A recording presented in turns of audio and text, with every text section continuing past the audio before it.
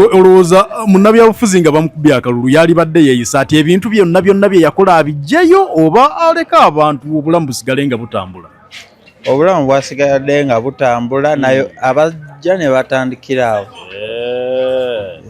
Teyaliggyeyo kintu kyonna. Naye nga mukozesa ebintu byate nga mumukubyemu akalulu ate musigale ku bintu bye nga munyumirwa. Legasi yetu nagirabirako kintu yaliyo.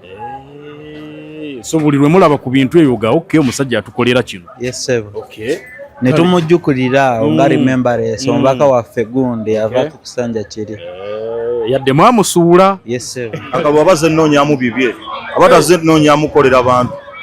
Kuba kitegeeza aba ebintu abibalimbiseemu abantu ng'abalaga batamuwa kalulu era babitwala. Kitegeeza aba abeerimbiseemu bwerimbisa aba si mutuufu.